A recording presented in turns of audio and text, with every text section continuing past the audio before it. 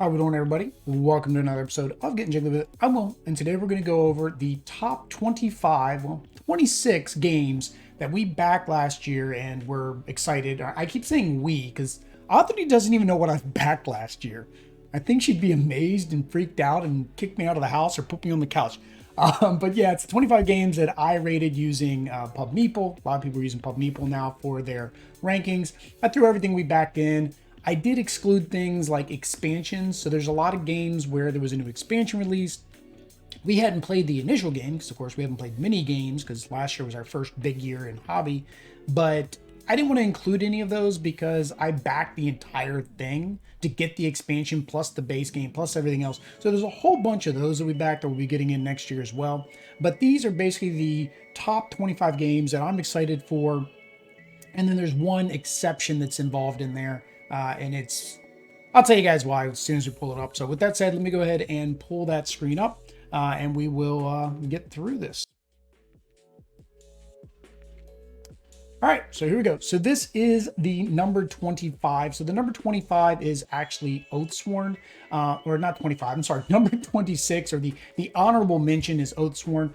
The reason this is in here not as number 25 is because Oathsworn Into the Deep Woods, I saw it, I wanted to back it, it seemed great, huge epic campaign game, lots of mystery boxes, you're gonna be able to level up your characters, go through these adventures.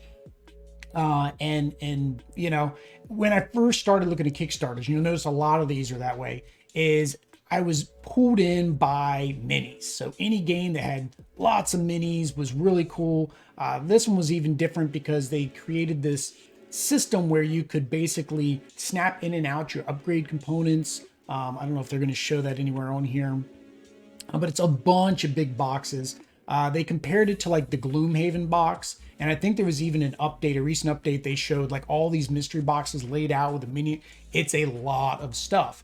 I was able to, I don't want to say late pledge, but the Gaming Goat, TTG Games, they had it up and it was less than what I could have late backed it for. So I went ahead and did it because I was like, oh, I'm going to save a little bit. I'm going to save on some shipping. Cool. Unfortunately, they undersold. Basically, they sold it for too little, and with the shipping crisis the way it is, they increased the cost of shipping, and they need more money. And I don't know if that was something that specifically the Oathsworn was doing. And who is it? It's Steamforge, right? Or Shadowborn Games. I don't know if it was something that Shadowborn Games was doing and they were requiring their backers. I didn't keep up with that. But of course, TGG said we can't afford it for what we sold it at because we'll start losing money, shipping and all that. So they canceled all our pledges. Now, it's an honorable mention because I still hope we can get it. It's just, I've got to wait till TGG puts it back up. They're supposed to send us an email saying, hey, it's available. You guys can go back it. But yeah, that is our honorable mention is Oathsworn. So the real number 25 now is Darwin's Journey. So these might actually take a minute to load.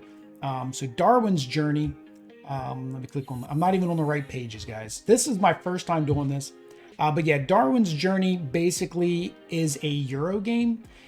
And I didn't know what that was. I didn't know what a Euro game was. Now I know it's, you know, worker placement, gathering resources and stuff like that. But I was always big into like science and biology as a kid. So I thought, hey, learning about Darwin would be a great game. The price was really good too. If you see here, I pledged it's 70 euros to get everything. And I just thought it was a well done, excellent production. You're basically going on these different tracks, going through the Galapagos Islands, trying to find different specimens. You're going up here and you're researching those specimens. You're going through just different actions. It's been a while since I've seen the campaign. And basically whoever gets the most victory points, because that's the way all Euros work, wins the game. But they did a very good production. Everything's wood components. The art's really good looking. There were some upgrades as well. I mean, you've got the regular coins there, but I think there was a, there was metal coin upgrade in the collector's edition, which is the one I backed. They had these new plastic wax seals. Like the production for the cost was just excellent. Now, again, this was the very beginning of 2021, so it was before some of the price hikes started to happen. But to me, it was definitely worth backing, definitely looking at playing it. on the channel, bringing it to you guys. So that was number 25, Darwin's Journey. Now we're probably gonna have this problem with every single one of them I watch. So 24, oh, yeah, well, it's there. You guys can see my happy face or sad face. I don't know if that's actually showing up or not. So number 24 is Tiny Epic Dungeons. So we did, I don't know why the campaign page isn't loading there. There we go. So we did get Tiny Epic Pirates. I was actually able to pick that up. How did I pick that one up? Somehow I picked up Tiny Epic. Oh, I picked up Tiny Epic Pirates because of Tiny Epic Dungeons. We were able to add it and they shipped it separately, which was really nice. Not many companies do that. Normally, if you add something else, it's going to get shipped when it gets shipped with the rest of the game. Gameland was real good. They went ahead and shipped it at the same time. But Tiny Epic games are big games in little boxes. If you saw our Tiny Epic Pirates gameplay, you'll notice that it has most of the components that you would find in a normal big box game, but in a tinier box. So it's very easy to throw in a bag, take it somewhere, make it portable. So Tiny Epic Dungeons expands on that by one, adding a bunch of tiny little minis. Again, we love minis, so a game with minis appeals to us. I would have been fine with meeples. I really would have. The minis are cool and they want to up their game and they want to kind of make it better, but I would have been fine with meeples. If you see the gameplay all in, we did the $40 gameplay all in. Dungeon cards, loot cards. It's basically your normal dungeon crawler. You're going to lay out tiles. You're going to take your adventurers through, and you're going to find loot, and you're going to beat up on bad guys. So very basic, normal dungeon crawler. So, but yeah, that is number 20. I should stop scrolling. That's probably hurting people's eyes. That is 24 Tiny Epic Dungeons. So number 23 is Agemonia. So Agemonia is a little bit more recent game to come out. Again, we did the Agemonia and of course minis, miniature box there. And it is another adventure game. This one appealed to me for the same reason that Aftermath appealed to me. For whatever reason, seeing a dungeon crawler or some type of game that involves some kind of book that you're opening up and flipping through appeals to me. I don't know why, but I like that. So like Aftermath, there's what was the one? There's one with a boat made by Plaid Hat Games as well. I think Plaid Hat's pretty much the biggest one. We did get The Dragon Road by Colossal. That has a book. I don't know. I just like the book. I maybe because it's that semblance of being younger, reading a book, reading a story, and it makes you feel like you're more in a story versus laying out tiles and then replacing the tiles, which can feel thematic, but I don't know. I guess a book just makes me feel like you're going through the story. I don't know. But it's same thing. I mean, it's a dungeon crawler. You're going to have different characters that you can be able to play. You're going to go through this world of Agemonia. There is an app, so they're going to add some added voiceovers and sound effects to the campaign to kind of read the story to you.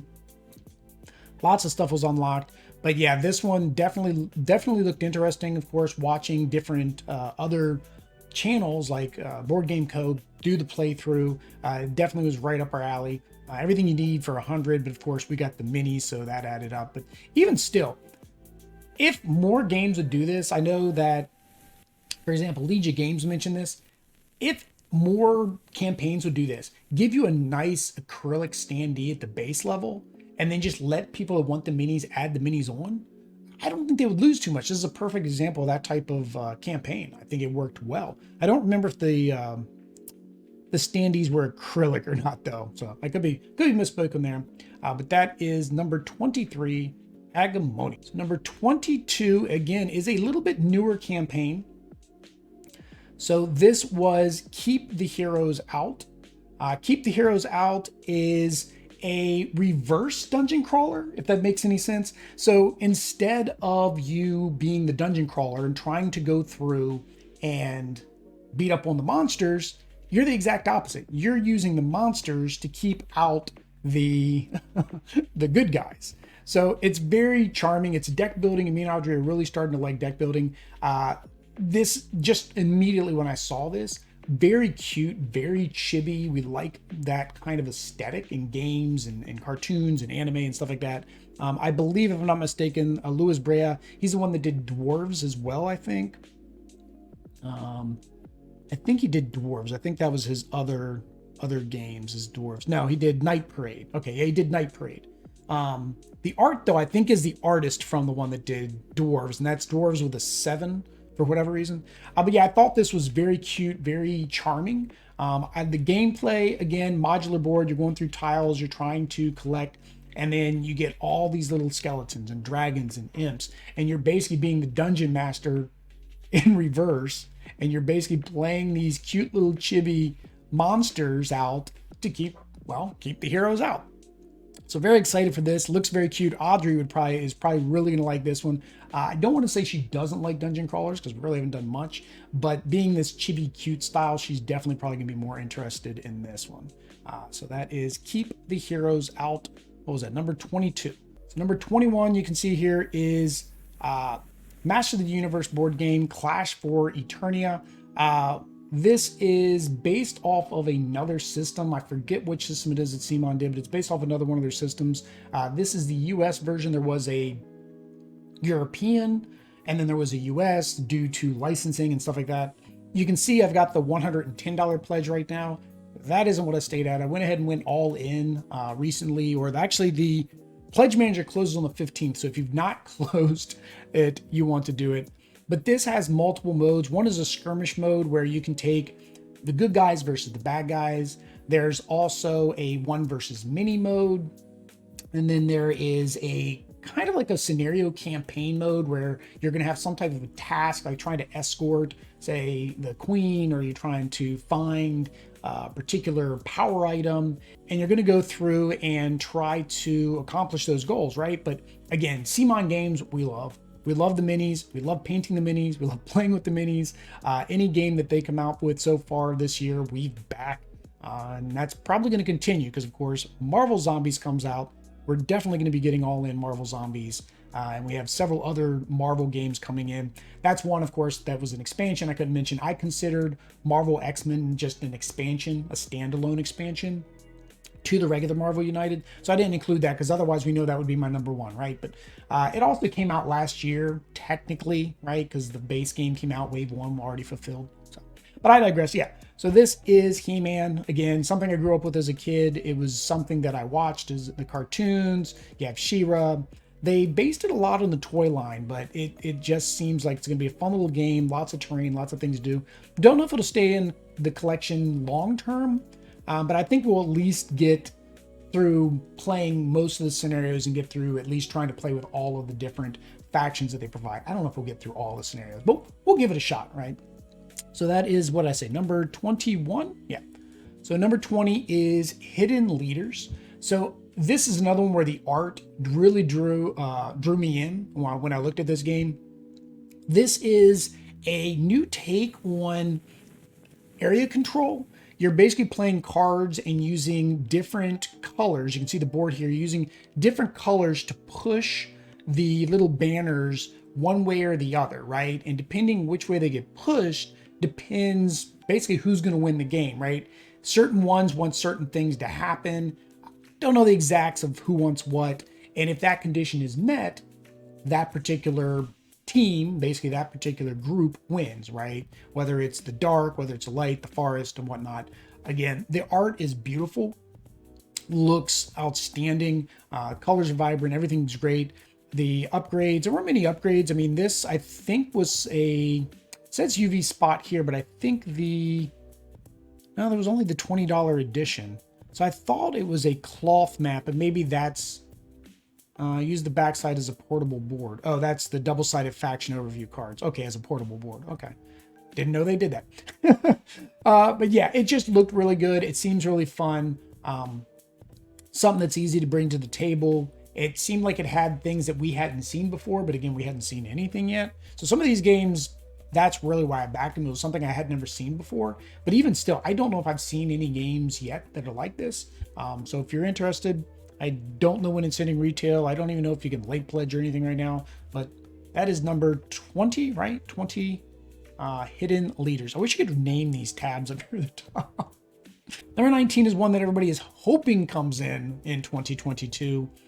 It is, people are calling it the Kingdom Death Monster Light. which is Aeon, Trespass, Odyssey. I saw it again, and I think immediately this was one of the first ones that I saw, and I was like, look at these beautiful minis, and I backed it for the minis. Didn't know much about the gameplay. I can tell you there's a lot of crowdfunding games I was going to back because of the minis. And then a couple of them I didn't, because I finally did realize I should probably go look at some YouTube videos to see whether or not this is a game that I want to back. So this I was able to late pledge for. So I was able to late pledge for this on Gamefound. Went all in, of course, for the 5 cycles. So we will be getting everything. But yeah, so the minis, I mean, you can see here, they just look great. But this was also kind of unique to me, is the way the map is built. It's not like a set tile. You're basically choosing an action of which direction you want to go, and then you're selecting these tiles and you're adding and you're building this world out to try to discover things and find things, some good, some bad. And then there's an AI that's going to be playing against you. So thought it was very interesting, very different from any of the other miniature games I was looking at, right? I didn't see any other miniature games that kind of look like this. Another one that I was going to back and never ended up pulling the trigger on was Hell, H-E-L, because same thing, it looked very unique, very story driven. But instead of that, I think I went with this one between the two. So that is my number. Am I at 19? I think I'm at 19, right? 1, 2, 3, 4, 5, 6, 7. I'm counting the wrong way. 25, 24, 23, 22, 21, 20. Yeah, that's 19. So number 18 is another game that I late backed. I was able to catch it over on Gamefound, and that is Cactus. And this one, if you can't tell exactly just from this right here why we backed it, why are you watching the channel? But the reason we backed this is same thing. I saw it, it looked cute. It was chibi, little miniatures, and it seemed like a fun little game, right? So the way Cactus works is everybody picks a different faction that you're trying to play. I don't know if they show them down here, but you're either trying to be like the bandits, you're trying to be this is the chief, the Long Ranger was in, these were the expansions, but you're trying to be one of these people. Each one, so here you go. So you got the bounty hunter, the outlaw, the sheriff, and then the dancer. Each one has their objective. So of course the sheriff is trying to get the outlaw and the hunter. The can dancer is trying to, I think, encourage people to come to her bar. The outlaw is trying to steal the horses, I think. Or no, the horse hunter is trying to steal the horses. But yeah, each one's got their own goal. So it's kind of like I don't want to say an area control. You're trying to get each other. You're trying to get the other person. So you're moving each person around the map by doing your particular abilities. It just seemed like a really fun gameplay. Again, the art was beautiful. The miniatures looked great. So this one's going to be fulfilled soon. If I remember correctly, the last update said that they had actually already put it on the boats. So it should be on its way. I think May is their given timeline. But yeah, that is number 18, Cactus Town. All right. So number 17 is Valor and Villainy. So we picked up the first Valor and Villainy. So again, beautiful minis, beautiful art. Skybound, which of course I know Skybound from the comics. I read comics for years and read Skybound comics. So for me, anything that had that name on is of course going to immediately draw my attention. We picked up the Minions of Mordok. We played it. It was fun. I liked it. It was a fun game, but it didn't work as well as it probably could because we were only playing 2-player. I imagine if we played that game at a higher player count where it's the 1 versus mini, it's going to be great. When they announced Valor and Villainy, that's why we picked it up so we could play during the campaign. I don't remember if I knew at that time or if I knew after the fact that Valor and Villainy was going to be a cooperative game, more of a dungeon crawler. And I knew, I didn't know this, they were adding that cooperative capability to Minions of Mordok. So of course, when we had Minions of Mordok, we did not have the miniatures because we bought it off the Skybound site. So this also gave us the capability to upgrade the game and get the actual premium components here. Plus we were able to add in the miniatures from the original game. So that was you can't see it here, this shows the 135, but you were able to add as an add-on, you could add just the miniatures to your, or no, Maybe I had to buy the whole game. Yeah, I think this one I had to buy the whole game. I think I'm thinking of in the Hall of the Mountain King. I think you were able to just add the miniatures in the Hall of the Mountain King. I think this one I had to buy the entire game. But either way, we will get both of those back. So we will bring that to the channel as well. Something, I guess in terms of the way the game works, is kind of one of its most unique capability, or its unique points, is that you are getting your experience points and you're getting these dice. And as you get the XP, there you go. I've started the graphics for us. You're going to be able to upgrade your dice, which gives you more dice. And then, of course, the better dice have better roll potential on them. So it's a neat little mechanic, I thought, in the way that that played and the way that you upgraded your components. But yeah, it was a really fun game in the 1 versus mini. I can only imagine it's going to be even more fun when we get the actual full game here. But that is number 17, Valor and Villainy, Lludwik's Labyrinth. So number 16 is another one that I was able to get in on a late back through the backer, and that was Wonderland's War. I don't have to say it. You guys can look at it and tell, and what drew me in, right? Leave me a comment down below. I'm not even going to tell you what drew me in. I'm going to tell you. Again, art, minis. Alice in Wonderland is great. I love the Disney remakes that they did with Johnny Depp. Those were great. I like the original cartoon. I don't think I've ever read the stories. I don't think I've ever read the storybooks. There was also a Alice in Wonderland comic that was more on the dark side. There's also Alice, which is a more dark video game, but I digress on all that. This, of course, has beautiful art again. Again, Skybound Games. It's Skybound. I'm probably going to back it, right? Wonderland's War. Welcome to Wonderland's War. 2 to 5 players. And you're basically going through a dungeon as well. All these wonderful plastic bits, plastic components. The minis are just beautiful, right? So it just was a great looking game. And I almost want to say I've backed this one, and I don't think I've ever watched a gameplay video. I backed it. I'm like, the minis look great. The art looks great. Skybound made it. And I want to think I did this before Lludwik's Labyrinth. Yeah, this was way before Lludwik's Labyrinth. I don't know. Did I watch the how to play? I don't think I did. But yeah, it just looks like a great little game. The art and the graphics look great. All of the stuff that they've been showing in the updates, with the way even the storage is just looking outstanding and beautiful. So this is definitely something I'm excited to play. Again, I think the theme is more up the alley of something Oddity would like. But there you can see like the prototype looking way that they were going to do it. But that is number 16, Wonderland's War. All right, number 15, shocking again, right? Cute chibi art, beautiful minis. And this was based off of he's got a world. The artist of this game has his own world with these little robots in it. And this is basically based off of that. It is a board game, again, where you're trying to go out and collect goods. And you're trying to, if I remember correctly, you're trying to build something. Let me see if I can go down here. There's the rule book. I could have looked at the rule book. I mean, you can just look at the art, look at the graphics. Everything looks like it's going to be very well done from component quality. So here you go, how to play. So you're going to move your robot. You're going to use your ideas, and then you're going to collect items. And then you can go out in the forest, and then you build your pipes to find more secrets. And then basically it's a strategy puzzle game. So it's, if I remember correctly, you're trying to build and make things to gain points. So you can see here, you got 8, it looks like 8.7.7 points. And then all these little items that you find are worth more points.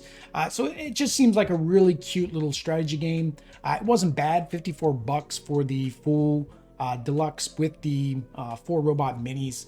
So we had to go all in on that. And pick this one up. So again, kind of went mini crazy this year. I hope next year's better, but I can tell you January, this is January 11th when I'm recording this. Today was a bad day. I've already backed a lot of stuff. You can follow on Twitter, follow on Facebook, on our Facebook page. So if you want a kind of a heads up, a little kind of preview before we do our Did We Back It videos, which we're going to start this year, you can of course go out to social media and follow us. But that is number 15, Transmissions. All right, number 14 is Call to Adventure Epic Origins.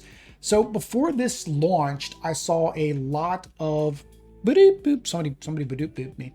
I saw a lot of the Call to Adventure being talked about. I think something had just delivered. I don't remember exactly, but I saw this and I was like, I was debating. I was debating backing this or not. I was like, do I want to back this? Do I need the base game? Do I need to go all in? But I want to get some kind of more RPG type game. Okay, doodly doot doot. Hang on, let me see who doodly doot doot me. Okay.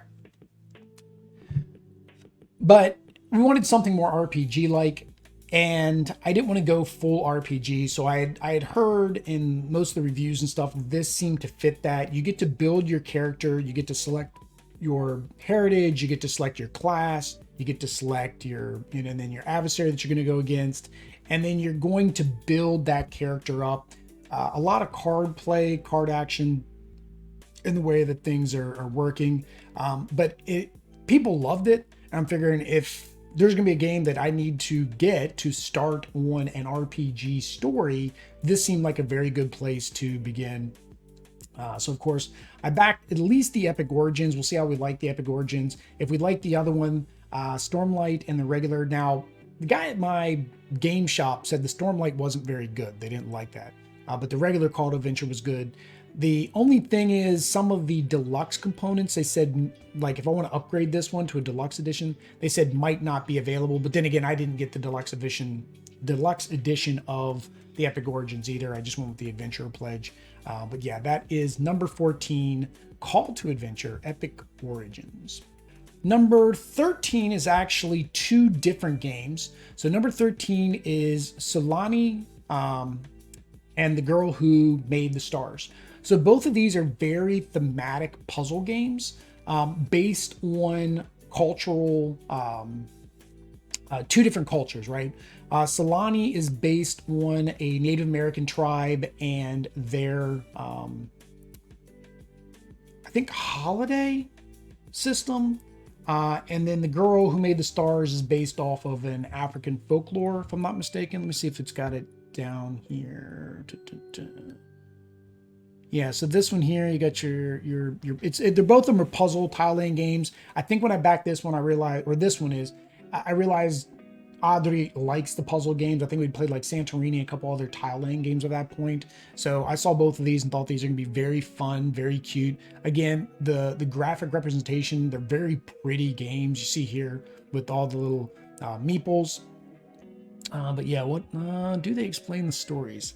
It's just been a while. Okay. So yeah, so Solani's abstract tile laying and drafting game, 1 to 4 players. That explains it, but does it say what it is? And The Girl Who Made the Star is a worker placement tile laying puzzle game. So again, the things I mentioned that I know that Audrey likes, so that's why I went ahead and backed this one. She definitely would have told me to back it. She'd be excited to it, but I don't know where the story, I think the story was in the updates. So I apologize. I don't know. One of the two I know is seasonally related. Oh, here we go. So yeah, so this is the Navajo. So it's both of them are about the stars. Okay, that's right. There was that theme together. Now they're supposed to be making other games in this series. I think these are the first two in the series. But this is Navajo Star Creation Myth, is what the Solani is. And then The Girl Who Made the Star is a San African star creation myth. I think the Navajo one is the one where you're not supposed to play the game unless it's winter. Yeah, one of the two you're not supposed to play unless it's winter. But I don't see it here. I know in the rulebook it specifically outlines that out of respect for the culture, and that's one other thing they did is they did get cultural consultants and definitely did their P's and Q's to make sure that the game was properly made and properly represented. And I know that's mentioned in which one of the 2 rule books. It's going to specifically say you should only play this game during this season because it's a seasonal type game. But yeah, that is number, I forget what I'm up to. I got to count backwards again. 25, 24, 23, 19, 18, 17, 16, 15, 14, 13. That was number 13. Solani and the girl who made the stars. So number 12 is again, another more recent Kickstarter, just recently finished, which is Mythic Mischief. I blame this one on Quackalope and Board Game Co. How they compared it to Santorini and how they like it better than Santorini made me immediately back this one, more for Oddity than me, except for I think I will like this one better than Santorini. Nothing against Santorini, but I'll play it. It's fun. Oddity likes it more than I do. But I think with Mythic Mischief here, there's a lot more going on.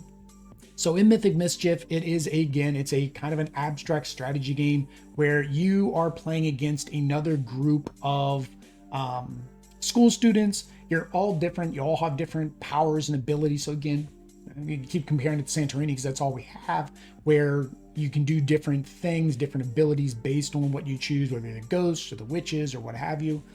You're also playing against, besides each other, you're playing against the headmaster. So there's a headmaster in the school that's trying to catch you. So while you're playing, you're going to be wanting to try to send your opponent towards the headmaster, while at the same time, why am I doing that for? I can just come all the way. This is Gamefound, so gameplay. There we go. So there he is, the Tome Keeper. And you've got this ever-changing library where you're going to be moving doors around, moving things around to try to prevent yourself from getting captured and try to make your opponent get captured, right? So very fun-looking game. I stayed active in this. And this is another thing with the excitement or the hype of getting a game is how much the campaign keeps you involved. Like, do you just go and you check it every couple days, maybe check the updates? Do you read the updates in your email? Or do you go out and participate? This one was definitely a participation.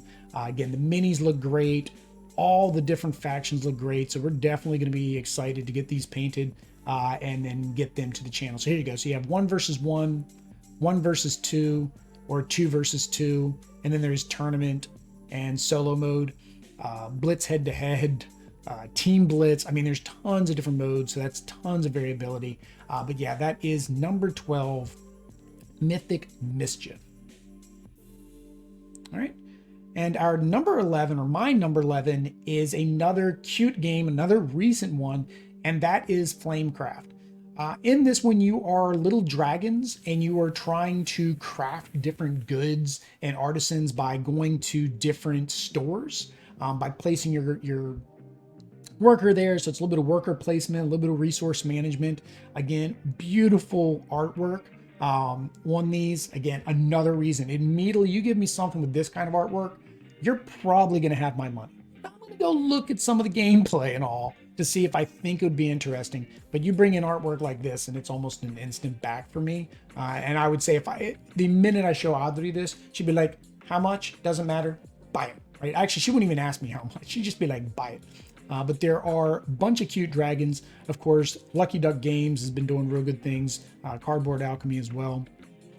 But everybody that played it loved it. Very nice production quality on all the components from what I've seen. The town map, if I'm not mistaken, is a rollout map. So that was actually kind of neat. But we went ahead and did the Flame Keeper, so $80, which is I think that's the all-in, was the $80 one. Yeah, so that was the all-in. That was the deluxe $80. $40 the regular. Even the $40 was a great deal. But I'm a completionist and I'm a sucker, so I usually get the all-in. But yeah, that is number 11, which is Flamecraft. I didn't know. I scroll back to well, that's Flamecraft. So now we're up to the last 10, right? 10, 9, 8, 7, 6, 5, 4, 3, 2, 1. Yeah, we're at the top 10 now. So if you've been only wanting to know what the top 10 games that I'm most excited for in 2022, this is where it starts. So number 10, according to PubMeeple, is Hunted. Hunted is based on a similar system that Gabe Barrett has made in his other games. He has one that is Kamikachi Tower. I forget how to say it. It's from Die Hard, right? Which is, let's see, where's it at? You got the regular 100. Where's it at? I guess he just called the first one, just called it Hunted. But yeah, this first Hunted, it was based on, it was supposed to be like Die Hard. This one, on the other hand, is Stranger Things. And Audrey, that was one of the first Netflix series we watched together, was Stranger Things, and she really liked it. So I immediately had to back this game, just so that way we could have that similar experience. But that's what you're doing. You're basically playing a card game. You have ally cards. This one introduced co-op mode, so we're going to play it in co-op. Although most solo games, you technically can play in co-op. For example, Final Girl came out. I wouldn't have backed it when the campaign started because it said solo. However, as I thought about it, we've been playing a lot of like escape room and mystery games where technically they're solo. Not one person is doing it. Everybody's doing it as a group. So we're backing Final Girl, by the way. That was one of the January 11th, so spoiler, games that we backed. But even if this was solo, I probably would have still backed it in this to try to convert it to a multiplayer. However, this one will have multiplayer rules. It does have that same, I don't know if they're going to show it here. It has that same mechanic that is in Stranger Things, where you have the regular world and then you get to flip it over to go to like the monster world, right? To the deep, to the darkness. Yeah, there wasn't much on the campaign page itself, but the little bit that was there drew me in. The different reviewers and the people speaking so highly about his previous game made me back it. Went ahead and for the $45, which is the I get the print and play files, which technically I could already be playing. That's already delivered. And then it also has the playmat and the game itself. Playmats, I don't know what we're going to do because I don't think the playmat will store in this. And I may be in the same boat as a lot of other content creators and, well, Kickstarter backers, and have a bunch of playmats we don't know what to do with. But that is number 10, Hunted, what's the actual one? Hunted Wode Ridge. So number 9, I was able to pick up one late backing. So number 9 is Bardsung. So again, I think I picked this up because it was being compared to Oathsworn and people were trying to do a compare and contrast between the two. Some preferred this, some preferred Oathsworn. So it is a big campaign dungeon crawler, right? You can see here tons of minis. And this campaign was a little bit different because it actually unlocked minis in the late backing. And that's actually how I was able to back this one, of course, was on the late backing system. I think it was Gamefound as well. And I saw this and I'm like, I think this was still when I was like minis. And I didn't know about campaign games and I didn't know what I wanted to get into. The only problem with us getting all of these campaign games is we don't have time to play them. We don't play games regularly enough. And then when we do play games, most of the time it's on the channel for you guys. So this is one thing with a lot of these campaign games, we're probably going to make these Saturday type gameplays. And we may make it a membership gameplay initially to warrant our time to invest for 6-8 hours, right? So if you'd like to see these campaign gameplays, make sure you let us know in our comments. And then if you definitely want to see them, make sure you subscribe, become a member. I forget which tier it is that will allow you to get those exclusive streams. But we're definitely looking at getting into some of these campaign games. Biggest hurdle for us is all the minis that are going to need to be painted. And I'm starting to look at more creative methods of painting the minis, because you look at a game like this and the minis just keep coming. Like those are all the quest goals. Those are all the regular ones. And I don't even think that's all of it, because like I said, more with the expansions, more was unlocked inside of the actual late pledge and the pledge manager. So yeah, I'm going to be finding some creative ways. If you guys got some creative ways to paint minis, let me know, because otherwise we're probably just going to start washing minis on games that we don't think we're going to get to the table that often. Number 9 is Bardsung. Now, number 8 is another one back over on Gamefound, and this is Divinus. So again, saw Board Game Co's gameplay of this. It looked very interesting.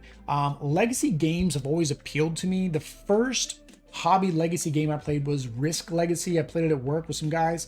Very different. Like, I had never played something that did that.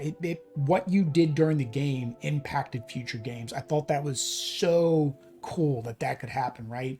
So that was my first. Then we went and got Pandemic Legacy. We knocked that thing out in a vacation to my parents because I bought it when I was down there. Me, Audrey, and my sister knocked the whole thing out. We did, I think, all 12, although we lost 2. So I think it was like 14 gameplays over the course of 2 days. And it was just that much fun. So heard great things about Destinies. We have Destinies. We still need to bring Destinies to the channel. And Lucky Duck was coming out with this one. So we, of course, looked into it. I looked into it, saw Board Game Co's coverage, saw exactly what it did, saw there were beautiful minis again, right? And I was like, we have to go all in. And so Divinus is a tile laying game. So again, another thing that Audrey really likes. So that drew me in. It's legacy style. You can be able to add stickers. Now, they're supposed to be removable stickers and replaceable, but they did give everybody a recharge pack for free. And you're trying to accomplish certain things. You'll use Lucky Duck's app system. They're very good at app integration with board games. I haven't been able to use it, but just the things I've seen look outstanding. I'm a gamer. I've always been a gamer and more console gaming than hobby gaming. So being able to merge those two and also take the load off and have some of the things that you do, like management of resources and buying of goods and save states, handled in the app, to me, that's great. That just makes it better. Thematic music, voiceover, even better, right? So it just looks like a really fun game. Go to the how to play here. So basically you're pulling tiles, you're trying to set up your area. You have certain goals where the first person to get certain things are going to be able to get rewards and upgrades. You can see here you get to upgrade your dice, you get to upgrade your characters, and then it's all saved in the app for you. So then when you come back, you get to play again. Once it's all done, like most legacy games, it's going to be a forever mode. But like I said, they did enough backers wanted the reset pack that they went ahead and offered that. And I think it's because the forever modes on some games just don't really work. They don't add enough difference to make it worthwhile. Like the forever mode in Pandemic Legacy, I don't even know how that's supposed to play, because if you don't win the game, do you keep those outbreaks the way they are and they're next to impossible to cure? Or do you say, no, you don't have those anymore once you cure them, so therefore what's the extra, you know what I mean? So that's why they added the reset pack. So I digress a lot, but that's why they added the reset pack. That is mi numero ocho. So number 7 is another multi-game Kickstarter. So this one, as well as Solani and the girl who made the stars, I didn't want to break these apart because there's enough of each of these where they probably would have taken up a good chunk of the top 25. So I just combined these all in one. And the amount of excitement for each of them is about the same, right?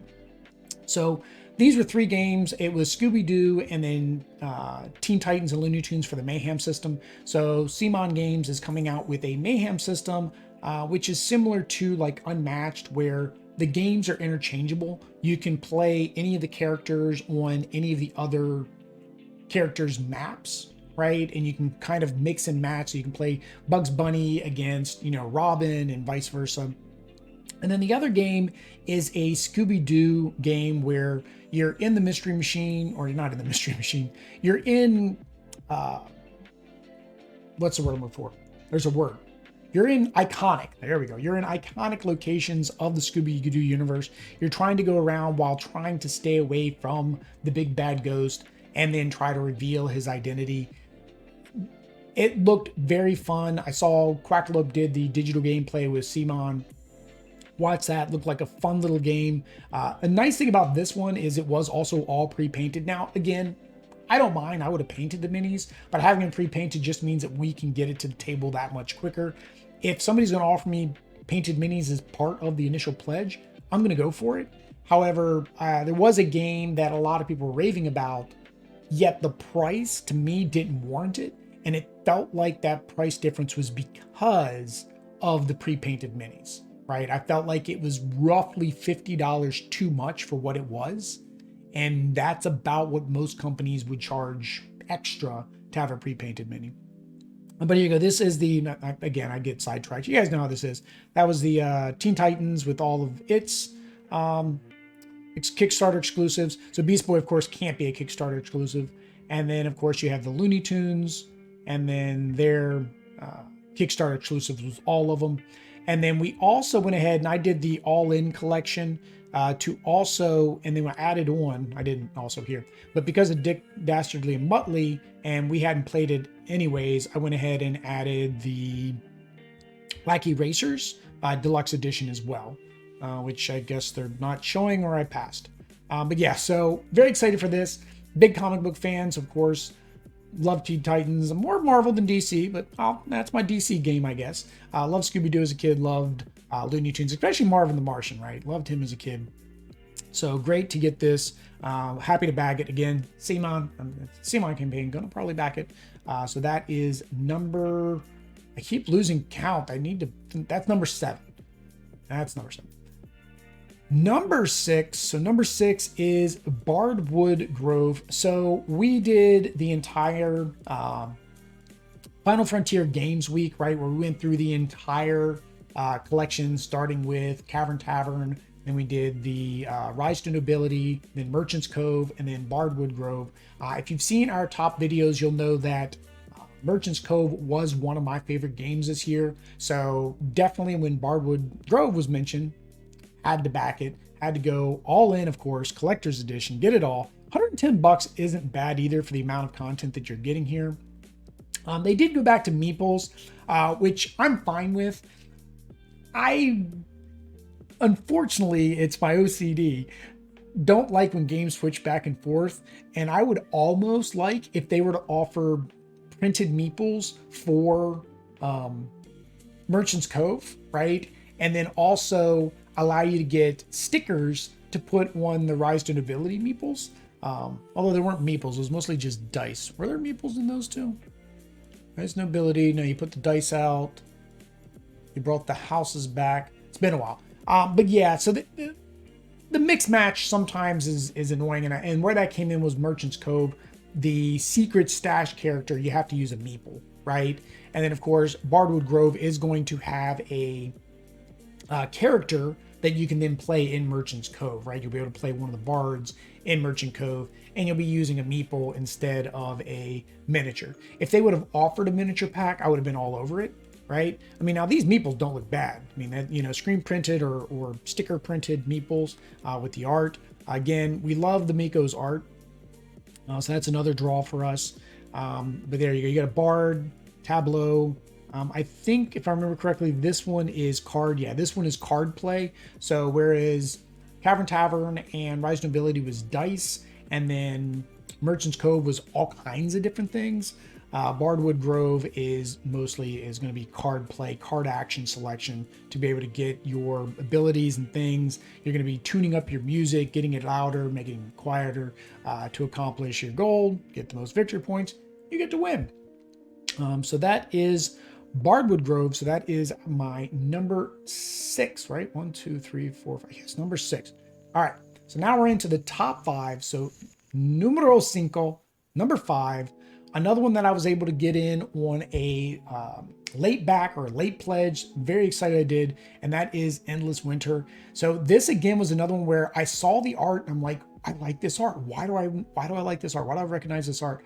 And then once I started realizing, oh, this is the same artist that did the North Sea, right? And then of course, didn't know at the time when I backed this, but for some reason, when I looked at the Final Frontier, right, in the 5 Realms series, I noticed, hey, that's the same artist, and started looking up. I was like, wow, this is the same artist. Love his art. So this was definitely something I was interested in. Again, you get little minis. it's a more of an area control game, if I'm not mistaken. Let me see if I can find the. I would say let me find the about, but you know how that is on Kickstarter. They don't have the. Here we go. So basically, you're going to play cards. You're going to place your figure in a certain location.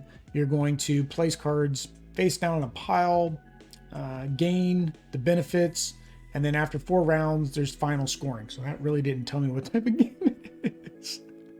So it's basically card play. I thought it was area control because I know there's a map that you have to move people to.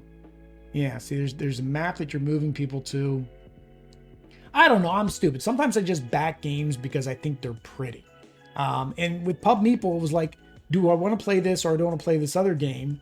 And for whatever reason, I think probably both this and Bardwood Grove both won because I looked at the art and was like, oh, this is pretty. I'm definitely going to want to play this, forgetting half of how the mechanics work. But yeah, beautiful game, lots of components. I can't remember, did I go Shaman? I think I went Chieftain. Can't remember. No, Shaman's the highest. I think I went Shaman. Or did I go Chief? I think I went Chief. So I get the big box, and then I'm going to get a playmat that we're probably never going to use. But it was the component upgrades and everything. When I went into the late pledge, it was actually cheaper to do this and get the playmat, even if I'm never going to use the playmat. Which a lot of times is the case, right? There's a campaign right now. Oh, Final Girl, which I mentioned earlier in the video that I'm backing. I tried to just piecemeal it, and it was cheaper to get it with the playmats and the full boxes than it was for me to try to piecemeal and not get the playmats. So anyway, that is number 5, Paleoamericans Endless Winter. So number 4 is Cryptid Cafe. So this is probably a game that a lot of people didn't even know. I don't remember seeing much coverage on this one. But again, I saw the art and immediately was drawn into it.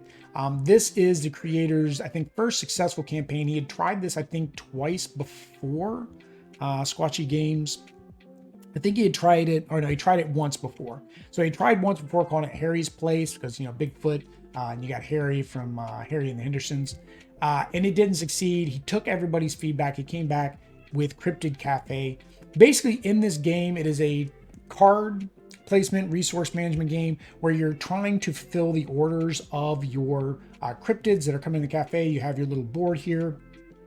Depending when you fulfill them, depends how many points you get. And you're going to be placing the resources, or you're going to be able to take the resources based on action selection, based on when you play your character. Depends when you're going to be able to draw these particular ingredients. So that's where the numbers come in. And the whole point is basically make the, each 4 phases. You send out your servers. So there's the action placement to see when you get to collect your goods. Then you get to collect your ingredients based on that order. But you can also tip off the cook, which I thought was cool because I was a server for a while. And I know that happens in the background where it's like, hey, I want a good tip from this. Here's $5. Make sure mine comes out pretty quick, right? All night tonight. Or I'll give you 10%, whatever, right? But yeah, so you can do that. So I thought that was pretty cool. And then you serve your customers based on when you serve them. Depends how much money you get. And then clean up, serve, you know, if you didn't actually serve them, you know, they're going to leave you. And then into the game, whoever has the most money wins. But it was very cute. The art's great. Originally it was just the 4 Sasquatch meeples, right? But of course, through stretch goals, then it started upgrading. You get tons of other cryptids, and then of course unlock the screen printing. So of course we got the full deluxe edition. I do have a couple add-ons. I got some coffee and I think a mug for Audrey because, you know, Colombiana, she needs her coffee. But that is number 4, Cryptid Cafe. So my number 3 game is Rat Queens to the Slaughter. This game drew me in. So I'm kind of being, I forget what it is, Benedict Arnold or you know, I joke about people that jump into a IP that they really, really like, and they overpay for a game that in my opinion, I feel doesn't have a lot of meat to it. There were several games this year that were IP-based games that either I felt didn't have, actually all the IP games. I backed barely any IP games. Witcher, Monster Hunter, Batman. It was another one. Stellaris, I think, or one that's based on the video game. Rainbow Six Siege. All the video game. I didn't back any of them. And the reason is I didn't feel the FOMO. I don't have a huge draw to that IP. And the more I looked at it, the less I was interested at what it was offering for the amount that they were charging. A lot of them I feel like had IP bloat cost to it, and they were about 30% too expensive, which is roughly probably how much an IP holder wants to gain in profit off of whatever the Kickstarter is. So I didn't back any of those. I digress on all that to say I did back Rat Queens for that exact reason. It is an IP game. It is an IP that I'm familiar with. I've read the comics, or at least where I'm up to in the comics. I do need to catch up. I reached out to the publisher originally to see if we get a preview copy, Deepwater Games. They had already sent out their preview copies because I didn't realize preview copies get sent out like 6 to 8 months before a Kickstarter. News to me, because we play ours during the Kickstarter, so you can send them to us late. Any publisher watching this, if that actually happened, you can send them to them as late as you want to, as long as it's during the campaign. We'll play it for you. But yeah, so Rat Queens to the Slaughter looked like, again, another game with very interesting mechanics. A lot of interesting mechanics that I hadn't seen in many other games yet. Again, still being new to the hobby.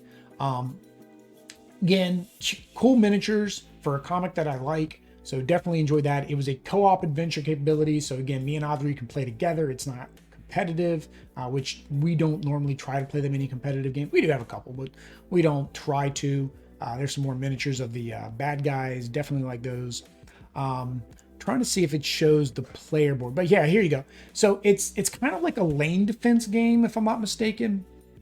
And you have these 4 different sections that you can send your Rat Queens out to be able to defend off the baddies that are coming in and trying to attack you. Use different cards and different power-ups and abilities throughout the game. Again, XP, leveling up, normal RPG stuff to be able to accomplish it. So we went ahead, you got the Battle Maiden here, which was 80. But of course, we had to do the Ultimate Rat Queens, which is 140, which came with the main game, your 4 minis, came with the miniatures for the baddies and some extra scenarios. It definitely probably was a little overpaid, right? Because of the IP. So a game like this for 140, if you went to a CMON game, you'd be getting almost 10 times the minis because of the stretch goals and stuff like that. I forget what all we unlocked with the stretch goals. There you go. No, that's the villains, more villains. Quest board. Okay, yeah. So it was player art, allies expansion, quest expansion, gold foil, big book of magic. Yeah, so that was all their abilities. She was an unlock, if I'm not mistaken. Yeah, so there wasn't more minis and more stuff unlocked. But I watched a couple of the gameplays. I did watch before you play their gameplay of it. And it still seemed interesting enough for me to want to back it. It's more for the IP than I think anything else. And that's why it's so high up on my list, because again, an IP that you'd like, you're going to be more hyped about, more thrilled about getting. So that is number 3. Rat Queens to the Slaughter. All right. Numero 2. Number 2 is Scarface 1920. So this one is another one where I think the art and the minis really pulled me in initially, but then watching like Jesse and Shira and Alex from Quackalope and Board Game Co. play it on their channel and seeing how much fun they had, and it being a game in a genre that you don't see that often. Like you don't see the gangster, especially, controlling of areas and the way that this game came out. The second thing that really drew me in was, of course, this is by Big Child Creative. So Big Child Creative, of course, is one of the big mini manufacturers for CMON. They do a lot of the molds, a lot of the modeling for them. So this was definitely something that I had my eye on way before the Kickstarter had ever come out. But yeah, it's basically a area control become the king of Chicago during the roaring 1920s. You're going to be playing, you're going to be upgrading, you're sending people out, to different areas to try to conquer, but you don't even have to do that. From what I remember, there's many different ways to be able to take over the city. You can do it through business, you can do it through controlling cops, you can do it through actually assaulting your opponents. It seemed like a lot of fun, right? It does seem like a very big game. Seems like it is a little bit more complex. There we go. There's the two channels I mentioned.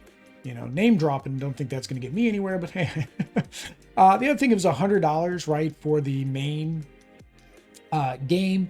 I can't remember if there were add-ons you had to add. Yeah, there were some add-ons. I didn't do the all-in, like the King pledge. What I did was I just did the base pledge, and then I added the things that I wanted. So there wasn't, like, made sure I had the expansions.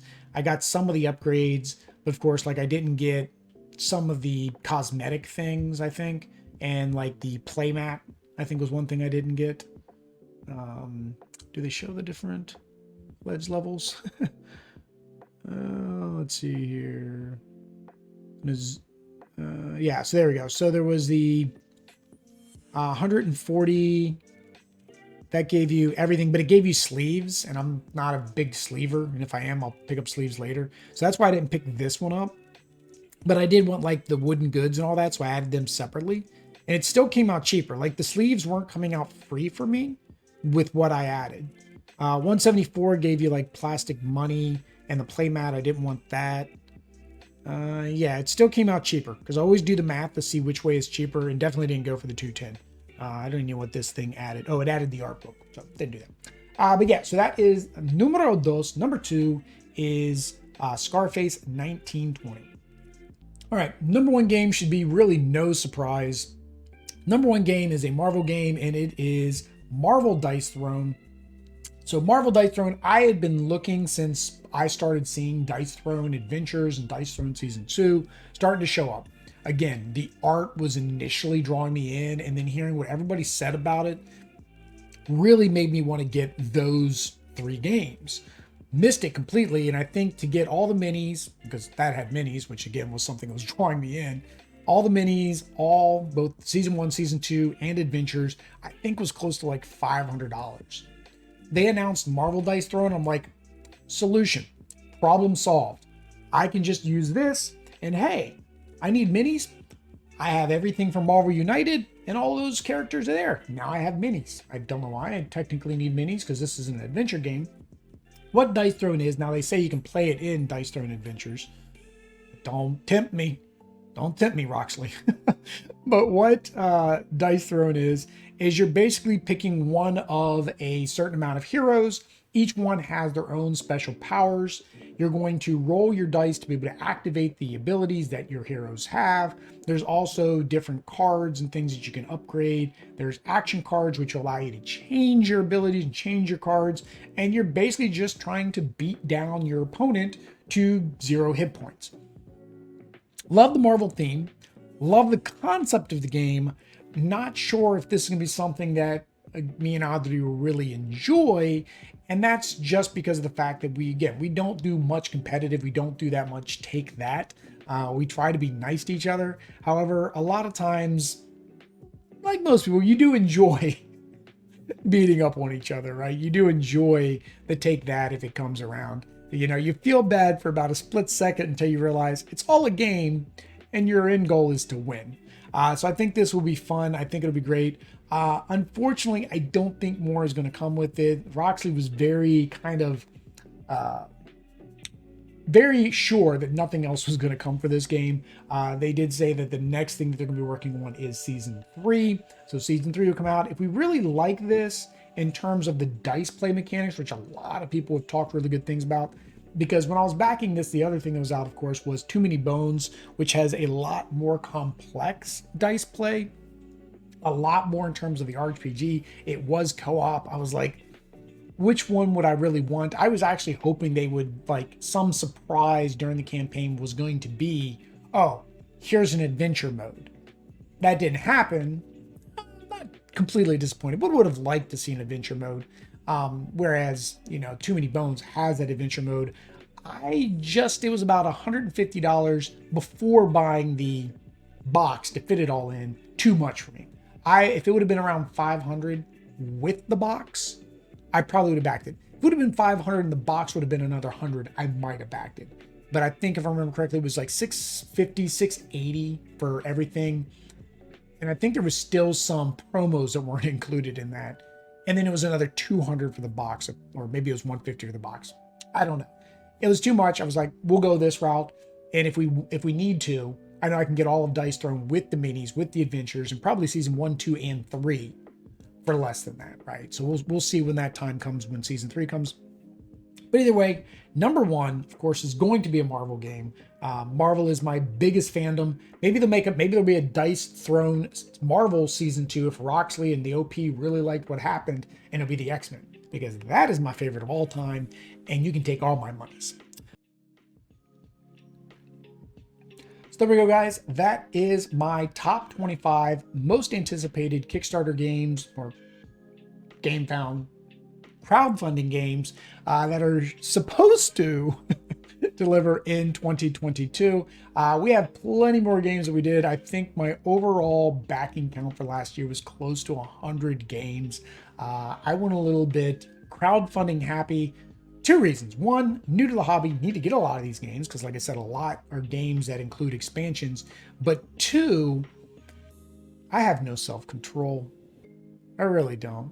And I feel like you guys want to watch it, right? You guys want to see this content. You guys want to hit that subscribe bell notification, know when we go live, to watch all these 25 games, plus the other 70-something games. And, you know, watch the unboxings, watch the gameplay, come out and chat, say, hey, how you doing? Try to win some games through our Extra Life game day. Try to win some games through us meeting our milestones with Extra Life. By the way, we support Extra Life. There's a link down below. Again, appreciate you guys for watching the video. Till next time. Peace.